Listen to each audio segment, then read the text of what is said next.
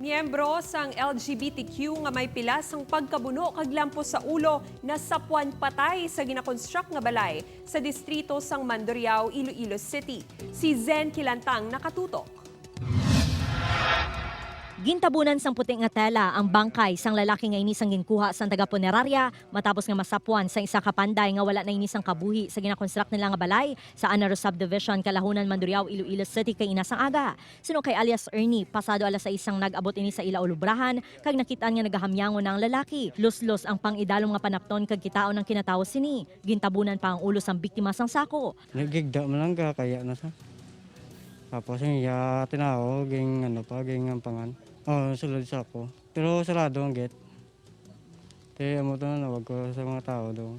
Sang ginkuha ang sako, positibo nga ginkilala sang kapulisan nga si Peter Calleja sang Kalumpang Molo ang biktima. May duha ka igos ang pagkabuno sa dughan si Calleja kag posible nga ginlampusan sang matiga nga bagay ang iya ulo nga gintunaan sang iya kamatayon. Nahibaluan nga miyembro sang LGBTQ si Calleja. Naga-deliver ini sang soft drinks kag naga-star mismo sa kilid sang ginakayo nga balay nga pader lang ang nagapatunga. Masami nga nagakadto sa mga construction worker ang biktima agud mag-inom. Hindi tayo na ma-determine kid kung what really transpired sang kagabi. Ang kuan lang aton lang kuan nga information nga nabaton ara sila da kagabi nga nag-inom-inom. Primero tatlo sila tapos later on may nag-apas nga isa. Suno sa mga barangay tanod, nagpatrolya sila kagabi kag wala sila sang may naobserbahan nga makaduluda sa lugar. Tinang puli man lang kami.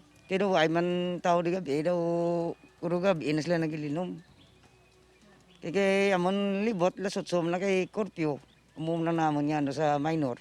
Ginkatingala naman sang architect sang construction site sang wala na sa lugar ang tatlo nila kapanday nga stay-in sa site. Wala naman ginghingadlan sang kapulisan ang ngalan sang tatlo nga ginakabig mga suspect sa pagpatay sa homosexual bangod padayon pa ang hot pursuit operation. Hindi pa mapatod sang Mandurriao PNP ang motibo sa pagpatay kay Calleja, apang ginapadalma na nila ang investigasyon. Upod kay Romel Porquia, Zen Kilantang, One Western Visayas.